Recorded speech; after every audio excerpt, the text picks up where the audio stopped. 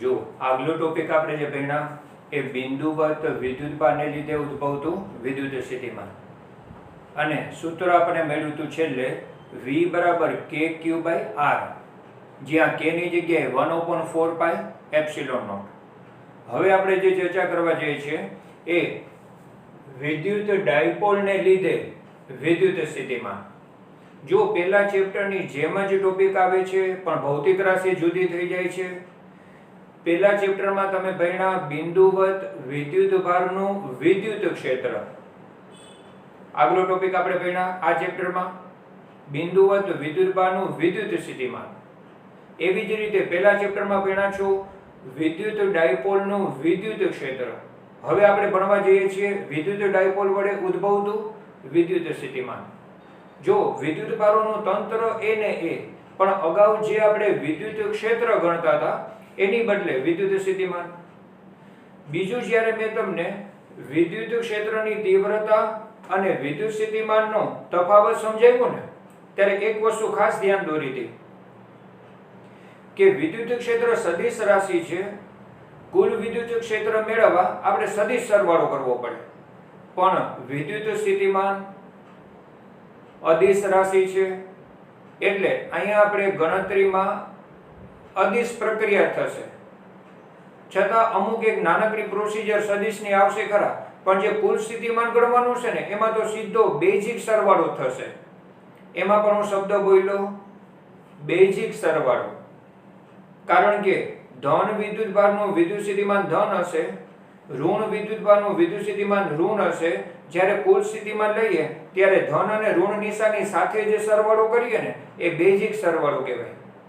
આપણને ખબર છે કે ડાયપોલ એટલે +q અને -q નું તંત્ર એકબીજાથી 2a અંતરે હોય. વળી આની ડાયપોલ મોમેન્ટ P બરાબર q * 2a થશે. ડાયપોલ મોમેન્ટની દિશા કેવી રીતે લેવાની હોય? -q થી +q. એટલે આ જે દિશા થઈ ને એ ડાયપોલ મોમેન્ટ P ની દિશા થઈ. હવે આવા વિદ્યુત ડાયપોલ છે એના મધ્ય બિંદુથી ડાયપોલ મોમેન્ટ સાથે થીટા ખૂણો બનાવતી દિશામાં, બરાબર જોજો, ડાયપોલ મોમેન્ટ -q થી +q છે, એની સાથે થીટા ખૂણો બનાવતી દિશામાં r સ્થાન સદિશ પર આવેલા બિંદુ P પાસે વિદ્યુત સ્થિતિમાન શોધવું છે. તો આવી રીતની શરૂઆત થશે. મેં કીધું એ પ્રમાણે ડાયપોલનું વર્ણન ટેક્સ્ટબુકમાં શરૂઆતમાં આપ્યું છે. એ તો પહેલા ચેપ્ટરની વાત રિપીટ થાય છે. ડાયપોલના મધ્ય બિંદુને ઉગમ બિંદુ તરીકે લીધું છે, એટલે ઉગમ બિંદુથી જે તે બિંદુને જોડતો સદિશ એનો સ્થાન સદિશ થશે. અને એ રીતે આપણે ડાયપોલના મધ્ય બિંદુ જે ઉગમ બિંદુથી r સ્થાન સદિશ ધરાવતા P બિંદુએ વિદ્યુત સ્થિતિમાન શોધીએ છીએ. આ r સ્થાન સદિશ ડાયપોલ મોમેન્ટ સાથે થીટા ખૂણો બનાવે છે. એ ઉપરાંત બીજા બે અંતરો ધન વિદ્યુતભાર P બિંદુથી r1 અંતરે છે અને ઋણ વિદ્યુતભાર P બિંદુથી r2 અંતરે છે. જો આ રીતે ધન અને ઋણ વિદ્યુતભારના અંતરો અનુક્રમે r1 અને r2 આપેલા છે. આવા બધા વર્ણન સાથે સૌથી પહેલી શરૂઆત આપણે એ કરશું કે P બિંદુએ વિદ્યુત સ્થિતિમાન લેશો ને તો એ આ બંને વિદ્યુતભારોના વિદ્યુત સ્થિતિમાનનો સરવાળો થશે. તો એક ધન વિદ્યુતભારને લીધે સ્થિતિમાન, બીજું ઋણ વિદ્યુતભારને લીધે વિદ્યુત સ્થિતિમાન, અને એવું કુલ વિદ્યુત સ્થિતિમાન આપણે લખવા જઈએ ને તો 1/4 પાઈ એપ્સિલોન નોટ q/r1 -q/r2. જરા જોજો આ જગ્યાએ આપણે કેવું કામ કર્યું. આનું અંદર ગુણાવી દઉં તો પેલું પદ શું થાય? kq/r1 થાય. આનું અંદર ગુણાવું તો બીજું પદ શું થાય? -kq/r2 થાય. એક ધન સ્થિતિમાન, બીજું ઋણ સ્થિતિમાન, kq/r1 અને kq/r2, પણ k એટલે કે 1/4 પાઈ એપ્સિલોન નોટ કોમન કાઢ્યા. એ જ રીતે q પણ કોમન નીકળી જશે. આગળ જતા આપણે q પણ કોમન કાઢીને લખશું. અત્યારે મેં ખાલી આ ગુણાવતા પહેલું પદ kq/r1, બીજું પદ -kq/r2, એક ધન સ્થિતિમાન, બીજું ઋણ સ્થિતિમાન. અગાઉ હમણાં ચર્ચા કરી પ્રમાણે ધન વિદ્યુતભારનું સ્થિતિમાન અને ઋણ વિદ્યુતભારના સ્થિતિમાનનો બેઝિક સરવાળો થયો, આ પહેલું સ્ટેપ. હવે આ જગ્યાએ એક ખૂબ જ અગત્યની પ્રોસિજર ટેક્સ્ટ બુકમાં જે રીતે વિસ્તૃતમાં સમજ નથી આપી એ રીતે પહેલા એક માહિતી સમજાવો. થોડો સમય લાગશે પણ જે સ્ટેપ આપણે પછી યાદ રાખવાનું છે એ થોડું કોન્ફિડન્સથી યાદ રહેશે, સમજેલું હશે તો. આ જગ્યાએ છે ને હું આ આકૃતિને બે પાર્ટમાં વહેંચી નાખું. પહેલી આકૃતિ ધારો કે આ ટોટલ અંતર 2a છે તો આ અંતર a થશે અને આ અંતર પણ a થશે. હવે ઉગમ બિંદુથી આટલો સદિશ હું a દર્શાવું. બરાબર ધ્યાન આપજો. આ મેં ઉગમ બિંદુ લીધું. ઉગમ બિંદુથી આટલો સદિશ a દર્શાવ્યું, a વડે દર્શાવ્યું. એના શીર્ષ ઉપર r1 સદિશ લઉં. આ r1 સદિશ જે p બિંદુ છે અને ઉગમ બિંદુથી p બિંદુનો સ્થાન સદિશ r છે. ઉગમ બિંદુથી p બિંદુનો સ્થાન સદિશ r છે. હવે તમે જોશો ને તો આ જગ્યાએ મેં ત્રણ સદિશો દોરી લીધા અને આ આકૃતિમાંથી ઉપરનો ત્રિકોણ અલગ દોર્યો. ઉપરનો ત્રિકોણ અલગ દોર્યો. એમાં આ એક સદિશ, આ બીજો સદિશ અને આ ત્રીજો સદિશ, આ ત્રણ સદિશ સ્વરૂપે દર્શાવતા ખબર પડશે કે a ના શીર્ષ ઉપર r1 છે. a ના શીર્ષ ઉપર r1. પ્રથમના પુરુષથી બીજાના શીર્ષને જોડીએ તો એ r એ a અને r1 નો સરવાળો થશે. સદિશોના સરવાળાની ત્રિકોણની રીત જુઓ. 11મા ધોરણમાં સદિશો ભણ્યા એની એપ્લિકેશન. સદિશોના સરવાળાની ત્રિકોણની રીત. એક સદિશના શીર્ષ ઉપર બીજો સદિશ, પ્રથમના પુરુષથી બીજાના શીર્ષને જોડતો સદિશ, એ આ બે સદિશનો શું થશે? સરવાળો થશે. તો a અને r1 નો સરવાળો r થશે. હવે જોજો, a અને r1 નો સરવાળો r થશે. તો r1 બરાબર શું થશે? r - a. જો r1 બરાબર r - a થશે. વળી પાછું તમે લોકો 11મા ધોરણમાં એક સૂત્ર ભણ્યા છો જે હું અત્યારે યાદ કરાવું તમને. બે સદિશો કેપિટલ A અને કેપિટલ B હોય, એનો સરવાળો થઈને પરિણામી સદિશ કેપિટલ R હોય તો તમે એક આવું પરિણામ ભણ્યા છો. જો કેપિટલ R કે જે A અને B નો સરવાળો હોય આવી રીતના, તો R નું મૂલ્ય એટલે વર્ગમૂળમાં a² + b² + 2ab cos θ. જો આવું પરિણામ તમે ભણ્યા છો, સાબિતી સાથે ભણેલા છો. r એ a અને b નો સરવાળો હોય તો r નું મૂલ્ય એટલે વર્ગમૂળમાં a² + b² + 2ab cos θ. પણ જુઓ તો બે બાજુ વર્ગ કરી નાખો ને તો સામેથી રૂટ નીકળી જાય ને અહીંયા સ્ક્વેર આવી જાય. અહીંયા માનાંક કરવાની બદલે માત્ર r લખું તો ચાલે. હવે તમે જુઓ, જેમ r બરાબર a + b છે એની બદલે જો a - b હોય ને તો આ જગ્યાએ માઈનસ નિશાની આવે. a + b ની બદલે a - b હોય તો આ પદ માઈનસમાં આવે. એટલો જ ફેર પડે. એ પણ આપણે ભણ્યા છીએ. હવે તમે જુઓ, અહીંયા માઈનસ નિશાની છે. r1 એ r અને a નું પરિણામી છે. જેમ કેપિટલ R એ a અને b નું પરિણામી છે ને એમ જ. આને હું બે બાજુ વર્ગ કરું તો ડાબી બાજુમાં વર્ગ અને સામેથી રૂટ નીકળી જાય. પ્લસ ની બદલે માઈનસ નિશાની હોય તો છેલ્લું પદ માઈનસમાં આવે. આ બધી ચર્ચાને લાગુ પડતા તમે આ પરિણામને લખી શકશો r1² = r² + a² - 2ar cos θ. જુઓ બરાબર આવું પરિણામ r1² માટેનું. અને જુઓ આ r1² હું આ જગ્યાએ લખું છું તો r1² બરાબર r² + a² - 2ar cos θ. આવું જે પરિણામ ટેક્સ્ટ બુકમાં આના પછી ડાયરેક્ટ આપ્યું છે એ મેં તમને આટલી બેઝિક માહિતીથી સમજાવ્યું. હજુ એવી જ રીતે જોજો, આ ત્રિકોણ નીચેનો અલગ લઈએ, એમાં આ નીચે તરફનો સદિશ લેશું એટલે એને -a સદિશ કહેશું. હવે તમે જુઓ, આ -a સદિશ ઉગમ બિંદુથી, આ જોશો ને તો ઉગમ બિંદુથી ઉપર +a સદિશ, આ ઉગમ બિંદુથી નીચે -a સદિશ. હવે એના શીર્ષ ઉપર r2 સદિશ. અને ઉગમ બિંદુથી P બિંદુને જોડતો સદિશ એટલે R સદિશ.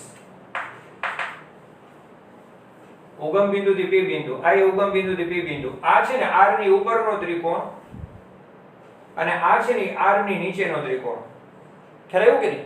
હવે તમે જો પાછું બેઝિક એક વસ્તુ જુઓ, -a માં R2 ઉમેરાશે ત્યારે R થશે. પ્રથમ સદિશના શીર્ષ ઉપર બીજો સદિશ, પ્રથમના પૃષ્ઠથી બીજાના શીર્ષને જોડીએ તો -a માં R ઉમેરાશે. બરાબર જોજો, -a માં R2 ઉમેરાશે ત્યારે પરિણામ શું મળશે? R. ખ્યાલ આવ્યો કે નહીં? તો આ રીતે -a માં R2 ઉમેરાશે ત્યારે પરિણામી R થશે. વળી પાછું આપણે સદિશોના સરવાળાની ત્રિકોણની રીત લાગુ પાડી. -a સામે લઈ લેશું તો R2 બરાબર R પ્લસ a થશે. તો જુઓ અહીંયા R માઇનસ a છે તો આ જગ્યાએ R પ્લસ a છે. ખાલી માઇનસ ની જગ્યાએ શું આવી ગયું? પ્લસ. તો આ પરિણામ જે માઇનસ છે એની બદલે શું થઈ જશે? પ્લસ થઈ જશે. તો R2 સ્ક્વેર બરાબર R square plus a square plus 2ar cos theta થશે. ખ્યાલ આવ્યો કે નહીં? તો આ બંને કમ્પેર કરો, R માઇનસ a અહીંયા R પ્લસ a. આના ઉપરથી આ પરિણામ જે લખીએ છીએ ને એ આની એપ્લિકેશન. બંને બાજુ વર્ગ કરતા અહીંયા સ્ક્વેર થઈને સામે રૂટ નીકળી જાય. જો આ સ્ક્વેર સાથે લખ્યું છે સામે રૂટ નીકળી ગયો છે.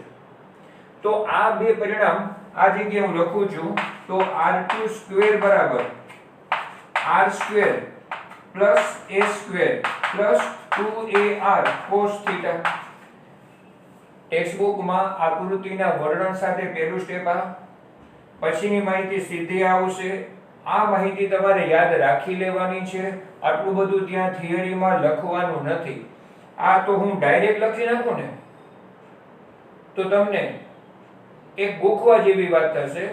સમજ પૂર્વક યાદ રાખવા માટે આટલી પ્રોસિજર આપણે સમજ્યા. ત્રિકોણની રીત લાગુ પાડી, આવું પરિણામ લાગુ પાડ્યું. બીજું યાદ રાખવા માટે સહેલું એટલું છે કે R1 સ્ક્વેર માં માઈનસ આવે છે અને R2 સ્ક્વેર માં પ્લસ આવે છે. એ સિવાયનું પરિણામ તો સરખું જ છે. આ બે પરિણામોનો આપણે ઉપયોગ કરી અને થિયરીમાં સ્થિતિમાનનું સૂત્ર તારવવાનું આગળ વધારીએ.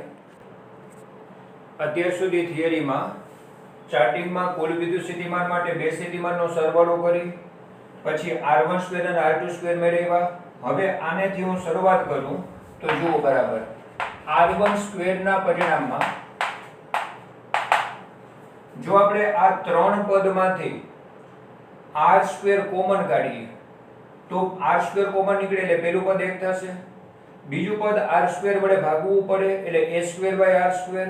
ત્રીજા પદને R સ્ક્વેર વડે ભાગવું પડે, એમાંથી R એક વખત કેન્સલ થઈ જાય.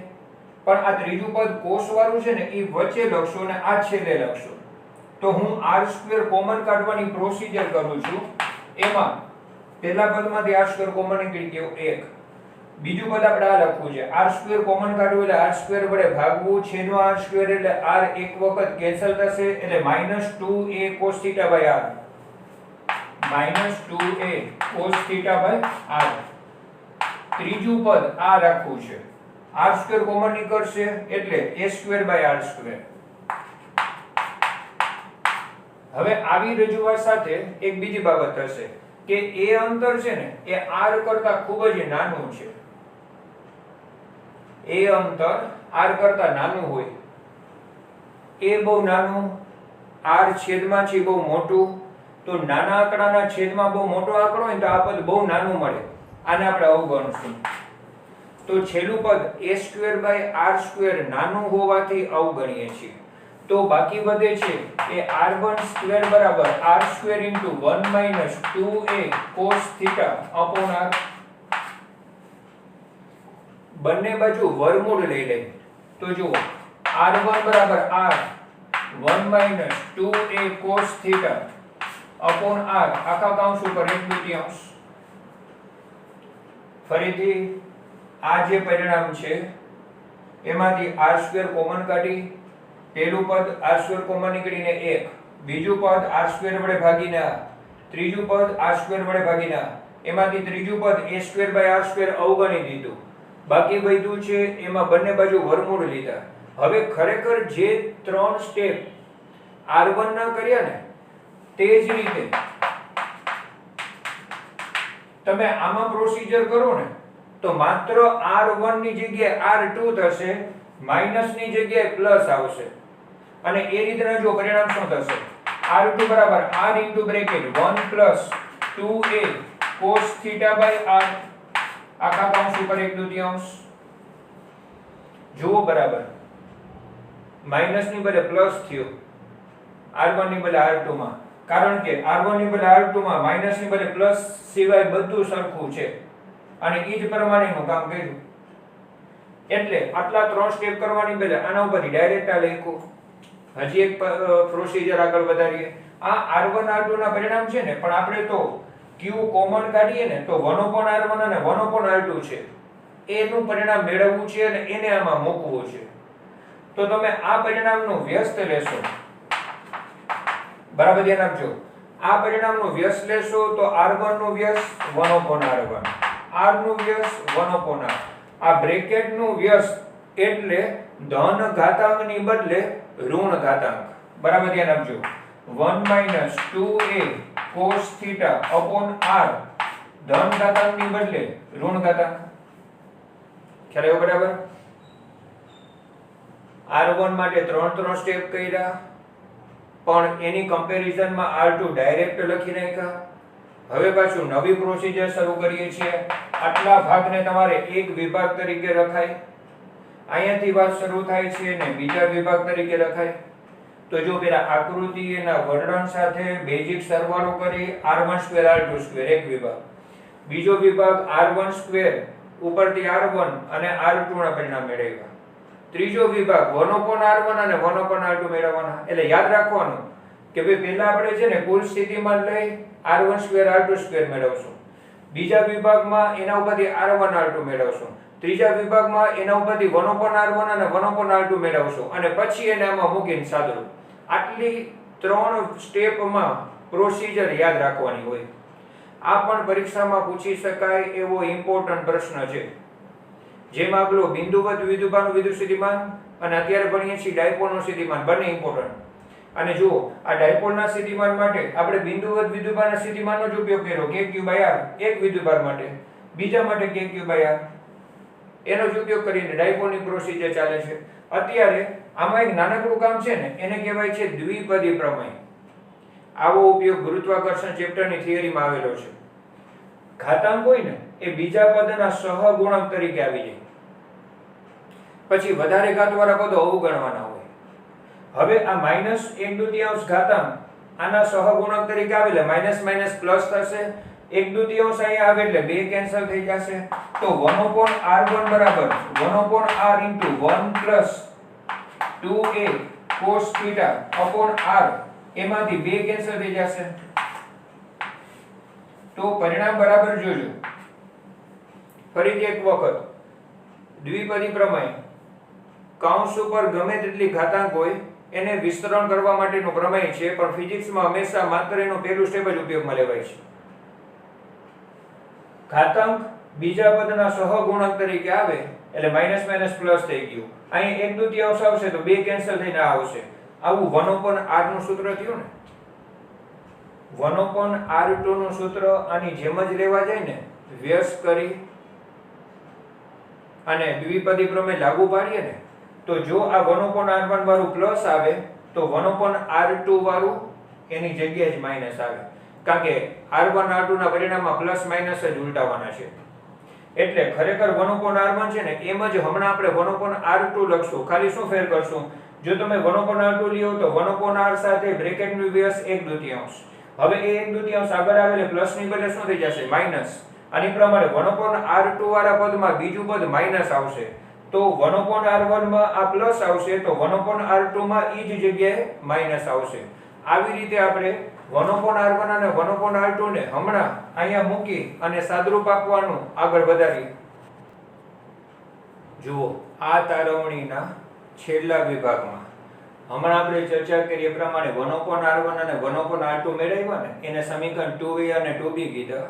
એ સમીકરણ 2 ને સમીકરણ 1 માં મૂકીએ તો જુઓ સમીકરણ 2 ને સમીકરણ 1 માં મૂકતા હવે તમે વિચારો કે q કોમન નીકળશે એટલે q/4 પાઈ એપ્સિલોન નોટ. હવે તમે જુઓ 1/r1 - 1/r2 થાય ને, તો વિચારો તો 1/r1 - 1/r2 લ્યો તો પેલું પદ બેયમાં શું થાય? 1/r 1/r એની બાદબાકી થાય તો કેન્સલ થઈ જશે. આનું પેલું પદ 1/r, આનું પેલું પદ 1/r. તમે આ બેની બાદબાકી લેશો 1/r1 - 1/r2 એનો મતલબ આ બેની બાદબાકી, તો પેલું પદ કેન્સલ થઈ જાય. બીજા પદમાં શું થાય? આ અહીંયા ગુણાશે એટલે છેદમાં r² થશે. એટલે a cos θ/r². પેલામાં પ્લસ છે, a cos θ/r², બીજામાં માઈનસ છે, પણ આમાંથી આ બાદ કરીએ ત્યારે a cos θ/r² minus minus plus a cos θ/r² એટલે ટોટલ થઈ જશે 2a cos θ/r². તો આવી રીતની પ્રોસિજર થશે. ખરેખર આ બેને q કોમન કાઢીને અહીંયા મૂકવા, એનો મતલબ 1/r1 અને 1/r2 ની બાદબાકી કરવાની, જેમાં પેલું પદ કેન્સલ થઈ, બીજા પદમાં માઈનસ માઈનસ પ્લસ થઈને સરવાળો થયો. q * 2a એટલે ડાયપોલ મોમેન્ટ p, અને એ રીતના વિદ્યુતસ્થિતિમાન q * 2a લેશો એટલે p * cos θ/4 pi epsilon naught r². બીજું એક ડિફરન્ટ પરિણામ આના પછી આગળ લખવાનું છે. આમ તો ઘણા દાખલા કે શોર્ટ ક્વેશ્ચન માટે તમે સીધો આનો ઉપયોગ કરી શકશો, પણ આજે કે એક રજૂઆત આપી છે, એ રજૂઆત સમજવા માટે ફરી પાછું એક વધારાનું 11મા ધોરણનું સદિશનું સ્ટેપ કરાવો. તમે ભણી ગયા છો a.b બરાબર ab cos θ. હવે તમે વિચારો તો આ a.b માં a અને b ઉપર સદિશ નિશાની છે, અહીંયા a અને b ઉપર સદિશ નિશાની નથી, એટલે આ બે સદિશોના આ મૂલ્ય થયા. થીટા એ બે વચ્ચેનો ખૂણો થયો. હવે તમે જુઓ તો આ જ પરિણામ પ્રમાણે હું અહીંયા લખી શકું સદિશ p ડોટ r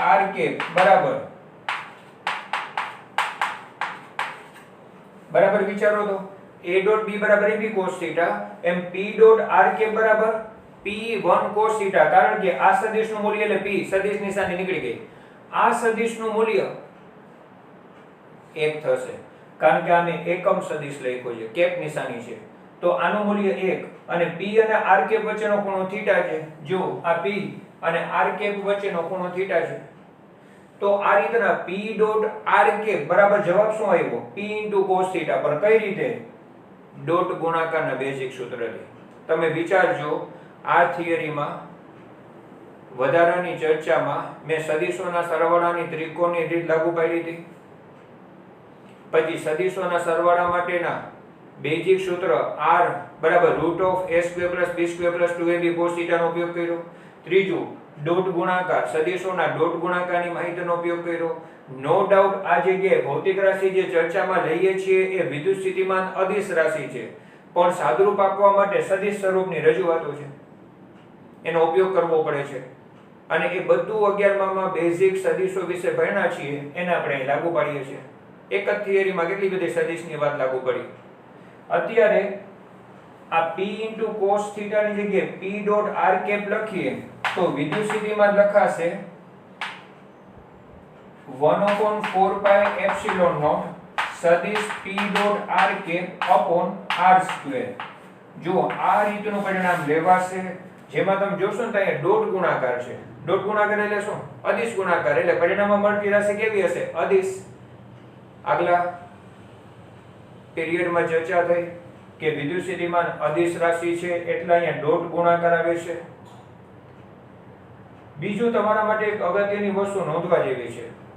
બિંદુવત વિદ્યુતભારનું વિદ્યુત સ્થિતિમાન kq/r આવે છે, એટલે કે છેદમાં r આવે છે. અહીંયા ડાયપોલના સ્થિતિમાનમાં છેદમાં r² આવે છે.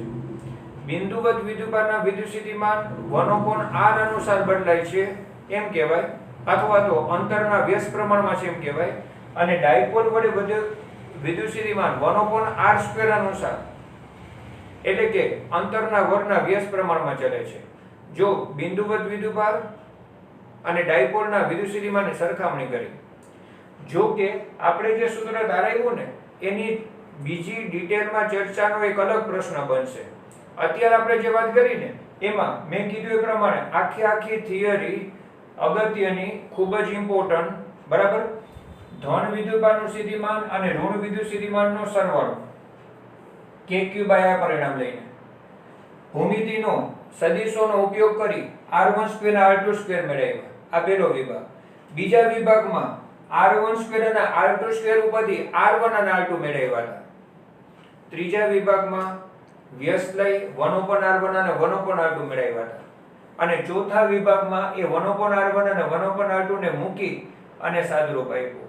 આ રીતના થિયરી નો ક્રમ યાદ રાખવાનો, 2-3 વખત વાંચી જોવાનું, બરાબર યાદ રહ્યું એવા કોન્ફિડન્સ પછી રફમાં લખી જોવાનું. આવા પ્રકારની ઇમ્પોર્ટન્ટ પ્રેક્ટિસને, આવા પ્રકારના ઇમ્પોર્ટન્ટ પ્રશ્નની આવી વ્યવસ્થિત પ્રેક્ટિસ કરવાની રાખજો.